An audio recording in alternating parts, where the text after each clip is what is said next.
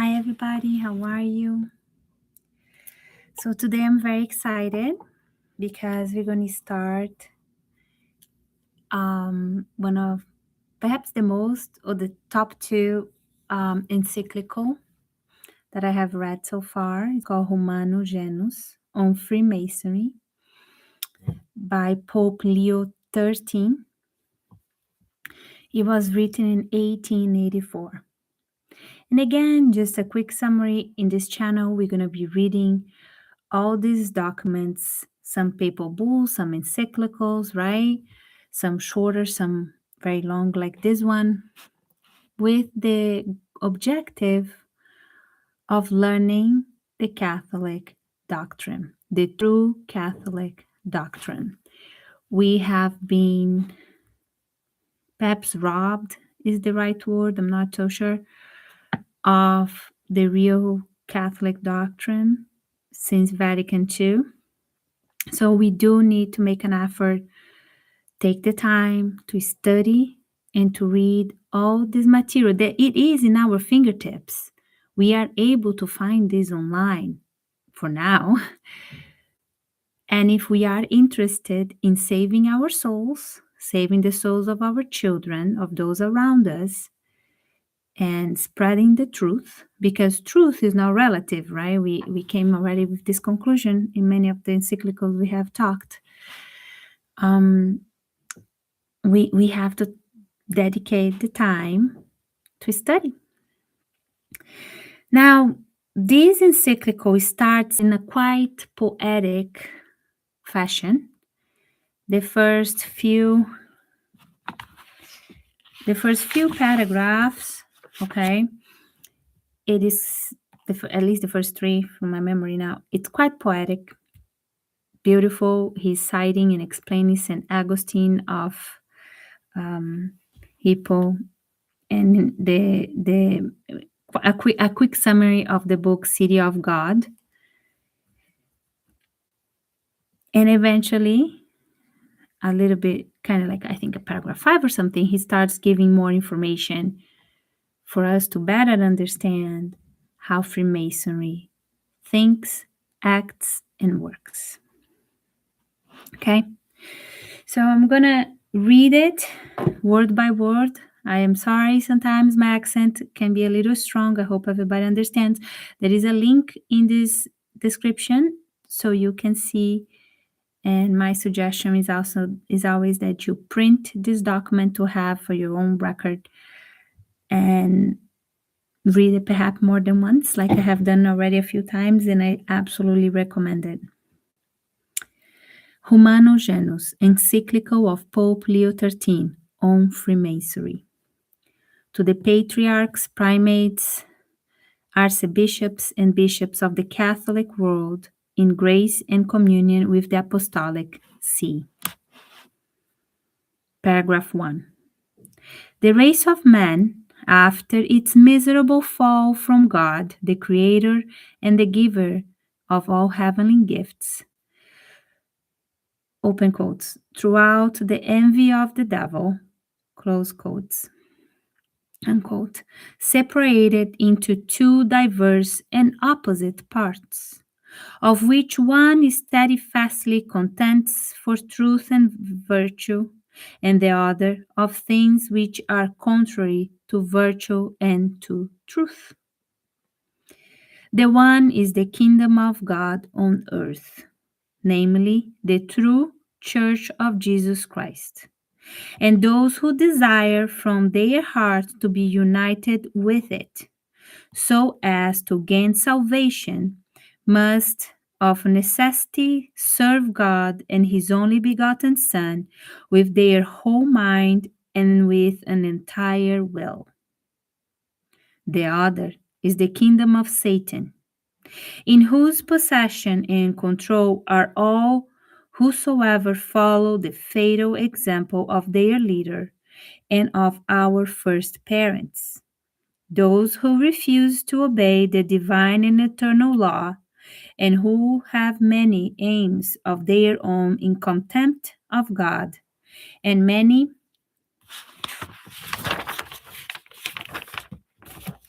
aims also against God. Paragraph 2. This twofold kingdom St. Augustine neatly discerned and described after the manner of the two cities, contrary in their laws because striving for contrary objects.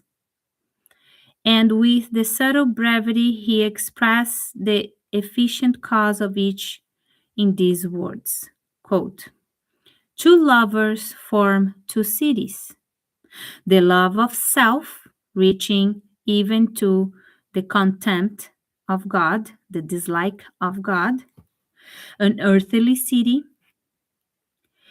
and the love of God, reaching to contempt of self, a heavenly one, unquote. At every period of time, each has been in conflict with the other, with a variety and multiplicity of weapons and of warfare, although not always with equal ardor and assault. At this period, however, the partisans of evil seems to be combining together and to be struggling with united vehemence, led on or assisted by that strongly organized and widespread association called Freemasons, no longer making any secret of their purposes. They are now boldly raising up against God Himself. They are planning the destruction of the Holy Church publicly and openly, and this with the set purpose of utterly despoiling the nations of Christendom, if it were possible, of the blessings obtained for us through Jesus Christ our Savior. Lamenting these evils, we are constrained by the charity which urges our heart to cry out often to God, quote, for lo, thy enemies have made a noise, and they that hate thee have lifted up the head. They have taken a malicious counsel against your people, and they have consulted against thy saints. They have said, come and let us destroy them, so that they be not a nation. Unquote. Paragraph 3. At so urgent crisis, when so fierce and so pressing on an onslaught is made up the Christian name, it is our office to point out the danger, to mark who are the adversaries, and to the best of our power to make head against their plans and devices, that those may not perish whose salvation is committed to us, and that the kingdom of Jesus Christ, entrusted to our charge, may not stand and remain whole, but may be enlarged by an ever increasing growth throughout the world. So, in those three first paragraphs, again makes clear the difference between city of God and city of Satan. And I want to bring your attention to the city of Satan is everybody who it's not working for the city of God, even if they say beautiful things, or if it doesn't look completely evil and satanic. If they are working against the plan of God, it is working for the earthly city. So keep that in mind. Also, on the third paragraph that I just read, again, like in every other encyclical I have read so far, the main concern is the salvation of souls, right? Like they emphasize over and over and over, right? And they are worried always for the Catholics, right? Because they are the Pope, they are the supreme authority on earth for Catholics, right? So keep that in mind because that's very different today, right? Nowadays, the so-called himself Pope Prevost, right? Pope Leo XIV, likes to be a reference for everyone, but they are not Catholic. And he's trying to please everybody. That doesn't work. Continuing. Paragraph 4. The Roman pontiffs, our predecessors, in their incessant watchfulness over the safety of the Christian people, were prompt in detecting the presence of the purpose of this capital enemy immediately it sprang out into the light, instead of hiding as a dark conspiracy. And, moreover, they took occasion with true foresight to give, as it were, on their guard, and not allow themselves to be caught by the devices and snares laid out to deceive them. And I mentioned that on the Pope Clement encyclical, how fast was the response of from the Pope. Paragraph 5. The first warning of the danger was given by Clement XII in the year 1738, and his constitution was confirmed and renewed by Pope Benedict XIV. Pius VII followed the same path, and Leo XII, by his apostolic constitution Quo Graviora, put together the acts and decrees of former pontiffs on these subjects, and ratified and confirmed them forever. In the same sense spoke Pius VIII, Gregory XVI, and many times over Pius IX. Paragraph 6. For as soon as the constitution and the spirit of the Masonic sect were clearly discovered by manifest signs of its actions, by the investigation of its causes, by publication of its laws, and of its rites and commentaries, with the addition often of the personal testimony of those who were in the secret, this apostolic see denounced the sect of the Freemasons and publicly declared its constitution as contrary to law and right, to be pernicious no less to Christendom than to the state. And it forbade any of to enter in the society under the penalty which the Church is wont to inflict upon exceptionally guilty persons, and we know was excommunication. The sectaries, indignant at this, thinking to elude or to weaken the force of these decrees, partially by contempt of them and partially by calumny, accused the sovereign pontiff, who had passed them, either of exceeding the bounds of moderation in their decrees, or of decreeing what was not just. This was the manner in which they endeavored to elude the authority and the weight of their apostolic constitution of Clement XII and Benedict XIV, as well as Pius VII and Pius IX. Yet, in the very society itself, they were to be found men who unwillingly acknowledged that the Roman pontiffs had acted within their right according to the Catholic doctrine and discipline. The pontiffs received the same assent, and in strong terms, from many princes and heads of government, who made in their business either to delate the Masonic Society, accuse the Masonic Society to the Apostolic See, or of their own accord by special enactments to brand as pernicious or dangerous, as for example in Holland, Austria, Switzerland, Spain, Bavaria, Savoy, and other parts of Italy. Paragraph 7.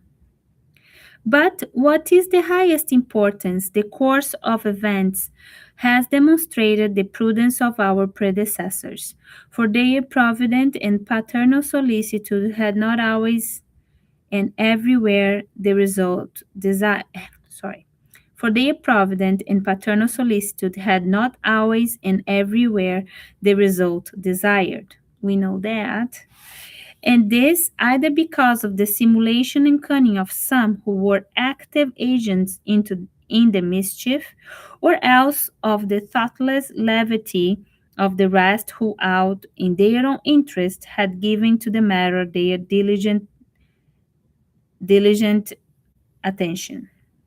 In consequence, the sects of Freemasons grew with rapidity beyond conception in the course of a century and a half, until it came to be able, by means of fraud or of audacity, to gain such entry into every rank of the state as to seem to be almost its ruling power. Now, keep in mind, he's pointing it out that these sects, these societies have influence, right? Have access to every rank of the state as it seemed to be almost its ruling power. And we are talking the 19th century, 1884. Imagine today. This shift and formidable advance has brought up the church upon the power of princes, upon the public well being, precisely that grievous harm which our predecessors had long before foreseen. And this is one thing that when we read those documents in order, we can see how the pontiff is alerting everybody, the princes, the Catholic monarchs, the people, the laity, the bishops, of all the problems that are going to result from the growth of the influence of these sects in the society, right? Continue. Such a condition has been reached that henceforth there will be grave reason to fear, not indeed for the church, for her foundation is much too firm to be overturned by the effort of man, but for those states in which prevails the power, either on the sect of which we are speaking or of the other sects not dissimilar which lend themselves to it as disciples and subordinates. So here he's saying, look, we are fearful not necessarily just for the church because Jesus said was going to prevail, right? But for the states that this society is growing in so much influence. And yes, the church is going to prevail. It's minimal right now, as we know, but it's going to prevail. That's why we have to educate ourselves, because the church right now is minimal, but it does remain and it will prevail. Paragraph 8. For these reasons, we no sooner came to the position, to the helm of the church, than we clearly saw and felt to be our duty to use our authority to every utmost against so vast an evil. We have several times already, as occasion served, attacked certain chief points of teaching which showed in a special manner the perverse influence of the Masonic opinions. Thus, in our encyclical letter, Quod Apostoli Numeris, I don't have that one yet, we endeavored to refute the monstrous doctrines of the socialists and communists. Afterwards, in another beginning Arcanum, so here I'm gonna talk about 3 other encyclicals that I believe is all in my book that I'm gonna do it next. Okay, Arcanum. We took pains to defend and explain the truth and genuine idea of domestic life, of which marriage is the spring and the origin. And again, in that which begins with diuturnum, which is at the third one, we describe the ideal of political government conform to the principles of Christian wisdom, which is marvelously in harmony on the one hand with natural order of things, and in the other with the well-being of both sovereign princes and of nations.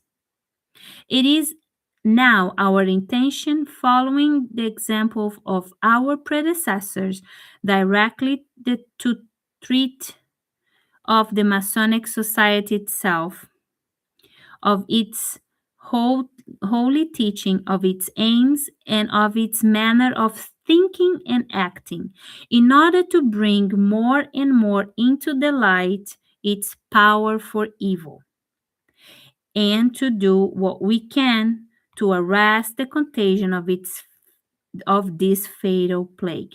So here he's saying, okay, so basically in this encyclical, we're going to talk about the teachings, its aims, the manner of thinking and acting in order to bring more light and teach people, right, of this powerful evil. Paragraph 9. There are several organized bodies which, though differing in name, in ceremonial, in form and origin, are nevertheless so bound together by community of purpose and by similarity of their main opinions as to make, in fact, one thing with the sect of the Freemasons, which is a kind of center whence they all go forth, and whither they all return. Now, these no longer show a desire to remain concealed, for they hold their meetings in daylight and before the public eye, and publish their own newspaper organs. And yet, when truly understood, they are found still to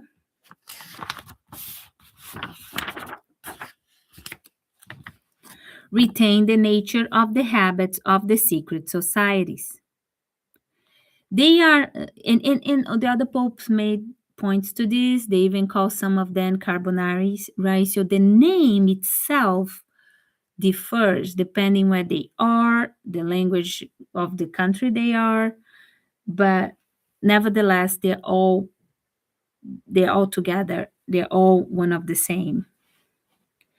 There are many things like mysteries, which is the fixed rule to hide with extremely care, not only from strangers, but from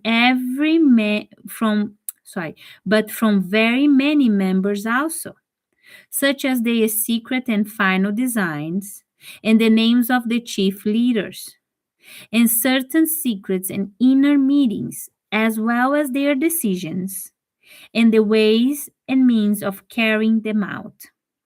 This is, no doubt, the object of manifold difference among the members as to right, office, and privilege, of the received distinction of orders and grades, and of that severe discipline which is maintained. So here, not only they have all those different names, but overall they are the same, right? They all fall into this Freemasonry, and then they're all aligned with this Freemasonry. There are differences on the right, office, and privilege, orders, and degrees, right? Oh, the 30-degree Mason, people talk about that. There are so the top people the people at the bottom of this pyramid does not know what the top is thinking, does not fully see the plan. So the mind, that is probably why many think it's okay. If you Google what is Freemason, they are literally advertising, saying all amazing, great things that they do. That doesn't mean that it's the exactly same thing at the very top, because the knowledge of the bigger plan and how they act, it's not passed on to every single layer of the society, and that's what he's explaining here. Depending what society we are, because there are many, right? Which office you are, which lodge you are, you have a play, you have a part to play, but you do not know the entire puzzle. You do not know the entire game. So that's one thing he's saying. And the secrecy, and there's this severe discipline, which we already learned about in the previous ones, right? Candidates are, this is still paragraph 9.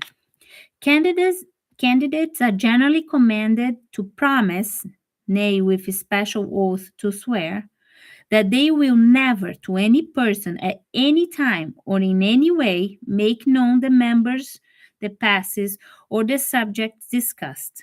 Thus, with a fraudulent external appearance and with a style of simulation which is always the same, the Freemasons, like the Manichees of the old, it's another group, heretics, long time ago, strive as far as possible to conceal themselves and to admit to no witness but their own members. As a convenient manner of concealment, they assume the character of literary men and scholars, associates for the purposes of learning. They speak of their zeal for the more cultural refinement, and of their love for the poor. And they declare their one wish to be the amelioration, the betterment of the condition of the masses, and to share with the largest possible number all the benefits of civil life. So here is where there is the disguise, the trick, right? Because this is what they act. They say, we are doing this for the betterment of everybody. Some people will believe it, and they truly believe they are doing for the better. They truly let themselves be fooled, or they don't have the awareness, but they truly believe that. Where this purpose aimed at in real truth, they are by no means the whole of their object. Moreover, to be enrolled, it is necessary that the candidates promise and undertake to be thenceforward strictly obedient to their leaders and masters with the utmost submission and fidelity, and to be in the readiness to do their bidding upon the slightest expression of their will, or, if disobedient, to submit to the direst penalties and death itself. As a fact, if any are judged to have betrayed the doings of the sect or to have resisted commands given, punishment is inflicted on them not infrequently and with so much audacity that dexterity that the assassin very often escapes the detection and the penalty of its crime. So in 1884, he's saying that this society acts in such way that when they don't obey, right, when the hierarchy, the lower one doesn't obey what the one above him requests it, people can be, you know, and they very often escape the detection and penalty of the crime, right? The one that order. Is that different today? I don't know. Paragraph 10.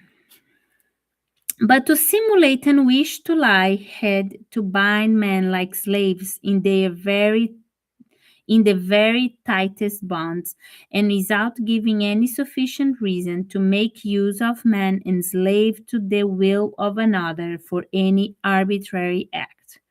To arms men's right hands for bloodshed after securing impunity for the crime, all this is an enormity from which nature recoils.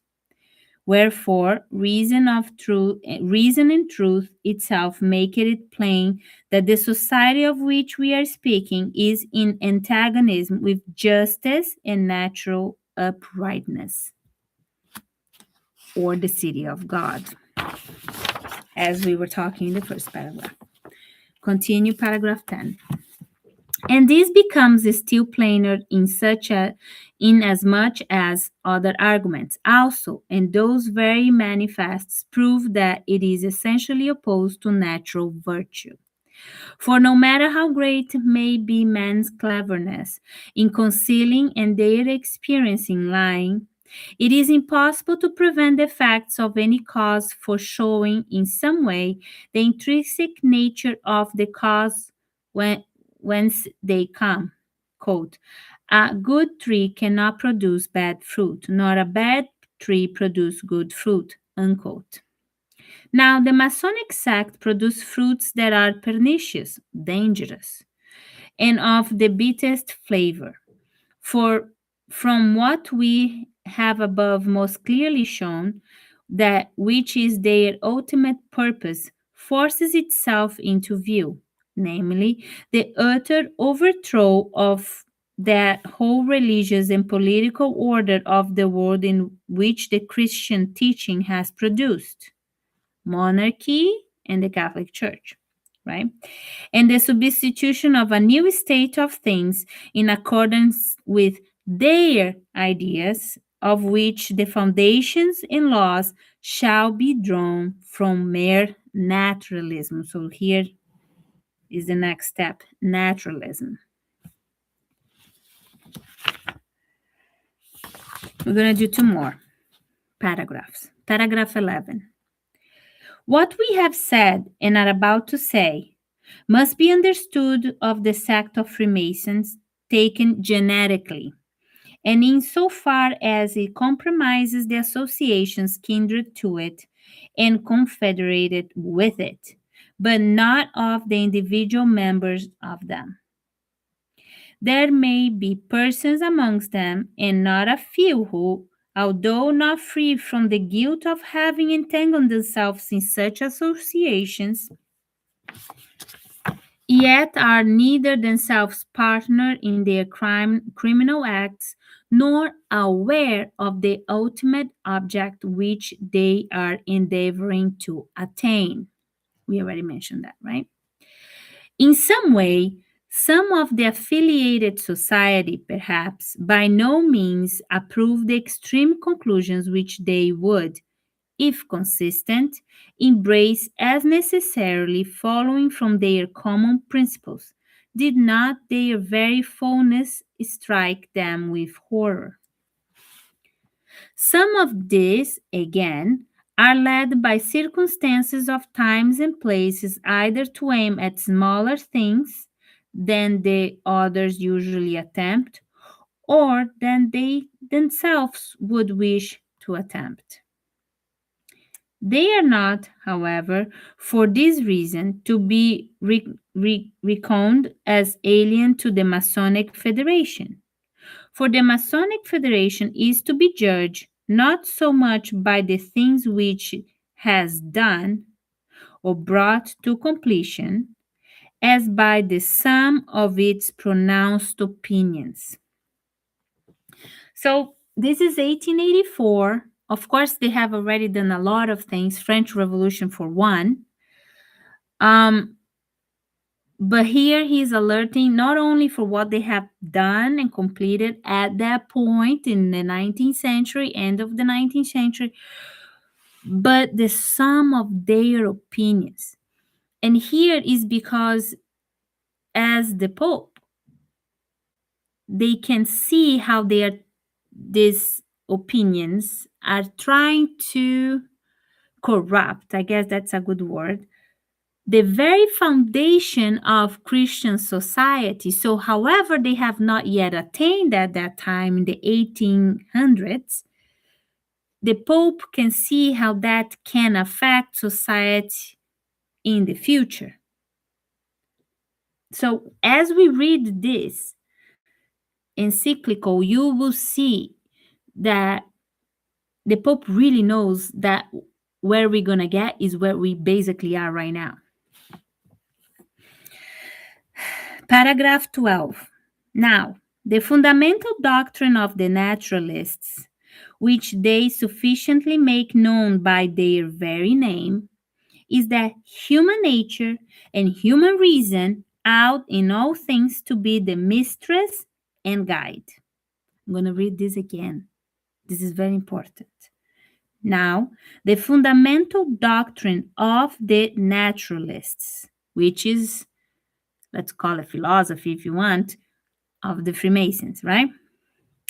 Which they sufficiently make known by their very name, is that human nature and human reason ought out in all things to be the mistress and guide. Basically putting human at the center. Instead, being guided by serving God and what should we do for God and what does God want us to do, starts putting us in the center. That's dangerous. Obviously, that's what he's trying to say here. Laying this down, they care little for the duties to God or pervert them by erroneous and vague opinion. So they distort, I think is a word in English because it is in Portuguese. So they pervert, they change like by their own mistakes, right? Their vague opinions, they don't understand what God wants. For they deny that anything has been taught by God. They allow no dogma of religion or truth which cannot be understood by the human intelligence, nor any teacher who ought to be believed by reason of his authority. So, if they cannot explain by human reason, humanly speaking, they don't believe it. And I'm going to give you an example in a bit. And since it is the special and exclusive duty of the Catholic Church fully to set forth in words truth divinely received, revelation, right? To teach, besides other divine helps to salvation, the authority of its office, and to defend the same with perfect purity, it is against the Church that the rage and attack of the enemies are principally directed. So, if it's not understood by the human reason, if it cannot be explained by human logic, human reason, they don't accept it. They don't accept God dogmas. They don't accept revelations. I give a very clear example. Last year, I went to the parish nearby that I go with my husband. I prefer not to go. Long story, one day I tell you, but. And the priest is talking how the miracle of bread and loaf, it was Jesus just inspiring people to share their food. Why they're saying that? It's beautiful, right? People say, oh, that's so nice. All those 5,000 people shared their food and there was enough for everybody. People melt their hearts and love that story. It's not correct. The Bible says Jesus made a miracle, right? He held the basket and that's it. They looked at the sky and there were plenty of bread and fish. He made a miracle. It's not understood by human reason. It's just, it happened. A modernist priest will not say that. He will talk about the sharing. And this is what he's saying here. Because they are not accepting dogmas, they are not accepting revelations that the church carries and teaches for the salvation of souls, they will be in conflict with the church. So, picking up what we read in the first two paragraphs, city of God, Catholic Church. City of Satan, everything else. So we're going to finish over here. Have our blessed Lent started already. I left a post with the information for this Lent that I'm hoping to do it. And have all a great rest of the week, and we will continue. We are going to go to part 2 on paragraph 13. Bye-bye. God bless you. No Pai, do Filho e Espírito Santo. Amém.